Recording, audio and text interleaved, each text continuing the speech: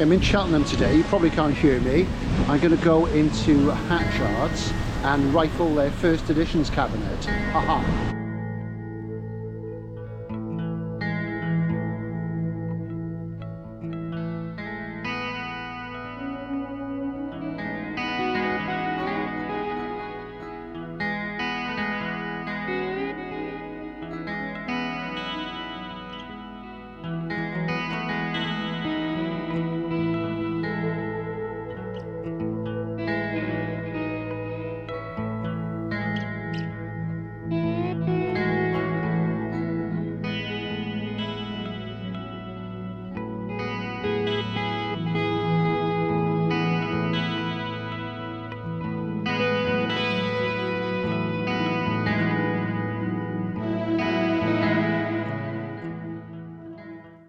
People have asked sometimes when I'm shooting here in my hideout, where I keep most of my books, why I have an Italian flag draped over one of the bookcases. Well, obviously it's to keep too much light off the spines to prevent spine fade, and also I absolutely love Italy, and this is one of the books I bought at Hatchard's in Cheltenham yesterday, and this is Shirley Hazard's Greene on Capri. And if you're wondering about that garish magenta sleeve, I'm wearing a Fila top, and of course Fila is a top Italian sports brand. Not that I do sports, but if I did and I was a football fan, I would almost certainly support Napoli, because I love Campania, Naples, the Bay of Naples, the Sorrentine Peninsula, the Amalfi coast, and most of all Capri, the celebrated island. And I wrote a travel piece about Capri for Deep Ends, the annual Ballardian anthology, a few years ago, called Me, Capri, Bridget Bardot. And I collect books about Capri in particular, but the Amalfi coast generally.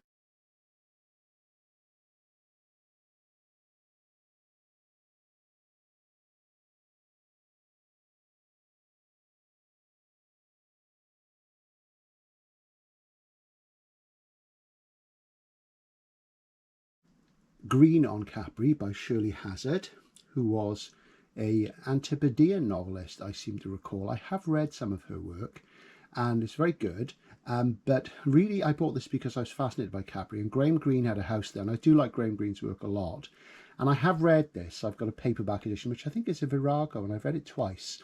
I've had it for several years, probably at least 10 years, and this is the Farrar Straus Giroux first edition, which I got from Hatchard's yesterday, as I say, FSG, and it dates back to the year 2000, I think it is. And as you see, it's got a nice glassine wrap on it, and I absolutely love that artwork. And that path you can see depicted on it. I know there's a lot of glare here, but there's a path depicted coming down from the house on that escarpment there. I've walked down that path. It's not quite like that, that's an idealized version, but it's not far off. So yes, I'm really pleased with this.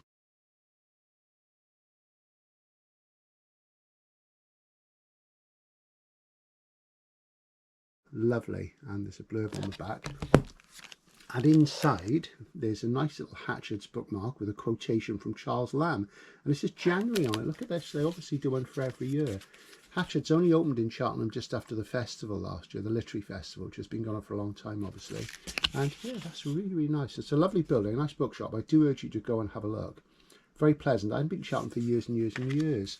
And what have we also got in here? Somebody has tucked, it's not a review, sometimes people put a review slip in. It's from the archives, from The Guardian, and it's the funeral of Graham Greene as reported in The Guardian in April 1991. So yeah, quite like a bit of ephemera in there. Yeah, this is in really good nick, and it's quarter bound, nice embossing there.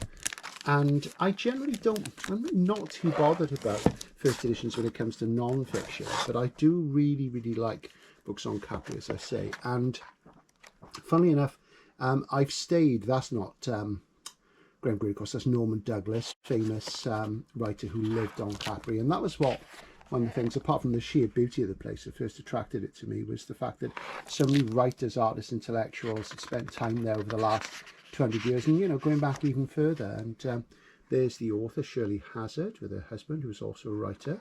And yeah, Graham Greene had this house on Capri, which is called Villa Rosea, And there he is in the Italian restaurant Gemma, which he used to go to a lot, and apparently he couldn't speak any Italian. And none of his books have any sort of Capri content. You know, he never really wrote about it. But basically he had this fantastic villa, which he was writing a screenplay for the Corders, Alexander Corder, I think. And this is way, way back. This must be in the 1940s. And they took him to Capri because they were on a boat, and I can't think what he was writing a screenplay for. And they took him to Capri, and he thought it was fantastic. And I remember being blown away by it the first time I went there back in 2007. And he just said, gosh, I wouldn't mind a place here. And I'm going to show you another book now. And this is an illustrated book about the gardens of the Amalfi coast. And that there, if I can just tell, that's better. That there is a shot of part of the house and the garden as it is now. And I've stayed on Capri for several days, 3 or 4 times over the years. And I think the first time I was there for more than just a couple of hours, I realised that Greene's villa was just around the corner from where I was staying at a hotel in Capri, which is part of Anna Capri, the higher town on the island. And this is actually part of his garden as it is now. And this is a book called Close to Paradise, The Gardens of Naples, Capri and the Amalfi Coast, by Robert I.C. Fisher, who's written a lot about the Amalfi Coast. And his stuff's really good, actually. And it's a beautiful book. And it's not normally the kind of thing I go for, but I do collect anything I can get about the island because I absolutely love it. I'm fascinated with it. Hoping to get over there again this year, maybe next year. So this is one of the relevant pages in the book that shows you the garden. And as I say, when I was staying there, this would have been in my trip in 2010. I just went round the corner to find it. And I'll try and pop a little picture of me outside the door to the villa, which my partner took. And you can't really see in, and it's owned by different hands now, but it's absolutely beautiful, as you can see. And he would go here and write. Lovely. Look at that. Isn't that fantastic? I think this book is still available. For anybody who likes Mediterranean gardens, or like Capri, the Amalfi Coast, and then it goes into lots of other great stuff in here, that's worth a look as well.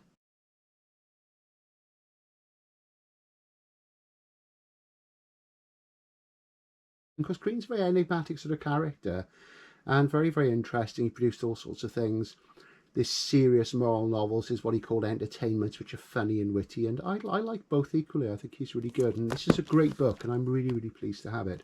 And it makes me think I need to look at Shirley Hazard's work again as well. Fantastic stuff. So I was really pleased with that because it was a real surprise. So I bought myself the Anthony Burgess, The End of the World News, published by Hutchinson. This is a first edition, of course. And this dates back to the early 80s. Let's have a look what date it is, because I first read this from my local library in Pontypridd, South Wales, when I was, I think I was unemployed at the time. I think I just finished college. There were no jobs around. It was just for the miners' strike. And let's see. Right. 1982, there we go. So yeah, and it was new, and when I read it, there wasn't a paperback. I used to have a nice Penguin, which I got rid of. And of course, like a lot of people, as a youth, I discovered Burgess through A Clockwork Orange. And, you know, I then read 30 of his books in about a year and a half, maybe less. I was a huge fan of Burgess. A lot of his work's out of print now, and it's very beautiful. This is not an uncommon book, but it's really nice to see it in such good condition. And it was £30, which is a bit more than I usually like to pay for this sort of thing, but it is really good. Now, this, of course, is a science fiction novel. Now, John Sutherland, the so-called sort of literary expert, I read something by him recently where he said that Burgess only wrote one science fiction novel, and that was A Clockwork Orange. Well, I'm sorry, but it's simply not true. Burgess wrote 4 science fiction novels. Of course, there is A Clockwork Orange. From that similar period, there's also The Wanting Seed, which is a great little dystopia about overpopulation and things like that. And much later on, I think it was 1983, he wrote a book called 1985, which was a dystopian novel set in 1985, set in a near future that was dominated by the sort of oil crisis. And also in that book, there was an essay about 1984, Orwell's 1984, of course, and which we can see just there, got a critical edition just there. And so that was 3 of them. And then, of course, there was this. Now, this is an interesting one because the blurb inside talks about how we're used to sort of television and we need lots of stimuli. And this is in the early 80s. And of course, then we only had 3 channels in the UK. And there are 3 threads of story in this. There's The Life of Sigmund Freud, a Broadway musical about the visit of Leon Trotsky to New York in 1917, and a future when worlds collide type situation, when a planetoid is heading into our solar system straight for Earth, and it's going to be the end of the world. And interestingly, that of course is the speculative element, and I mentioned where worlds collide, but there is an interesting history behind that element of the novel. A couple of years ago, Manchester University Press produced this, Puma, which is quite simply the thread of the end of the world news, which is the part set in the future. And this is the Irwell edition, and it's a first time it's published. And interestingly, the planetoid in the end of the world news is called Lynx. In this version, which was the original version, it was called Puma, big cat, obviously some sort of relevance there. I'm quite sure it is. It's a long time since I've read either, so I can't say. And I believe this was Burgess's intention, but it was requested, I think, by publishers that he did something else and that he sort of couldn't just do a science fiction novel anymore. But it is great what I remember of it. So there you go. So there's the 2 versions. And as it says on the back here, Puma is disentangled from the 3-part structure of the end of the world news and is published here for the first time in its intended format. Burgess's lost science fiction novel. Burgess really was the first contemporary literary novelist I read.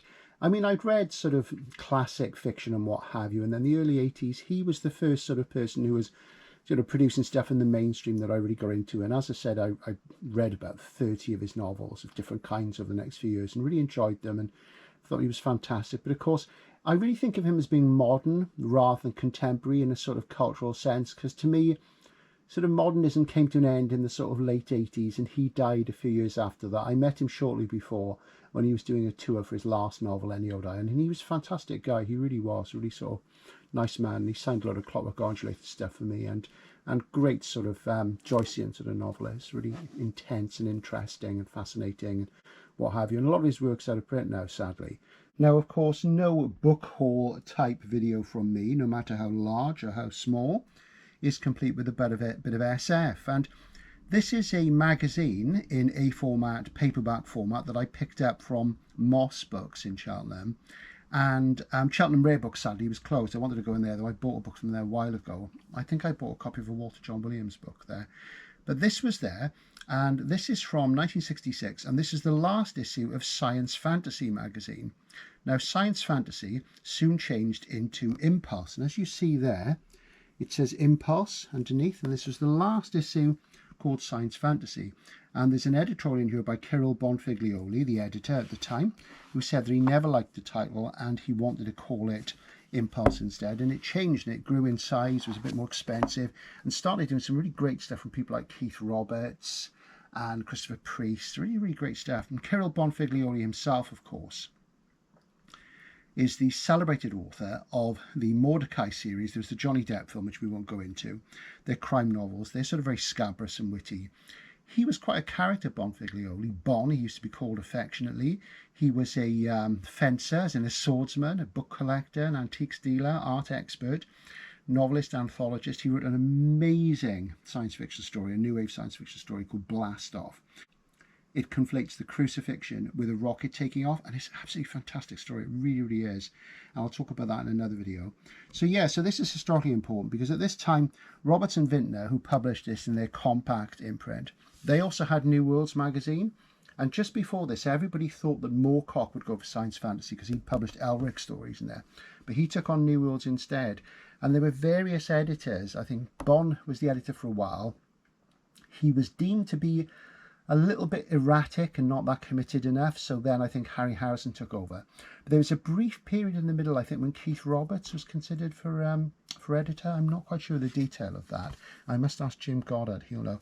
There's a story in here by somebody called John Harrison, called Marina, and I'm wondering if that's M. John Harrison. I hope to talk to Mike a bit later in the year when his new book comes out, so we'll see. So there's a little bit of SF for you as well, for all the devotees.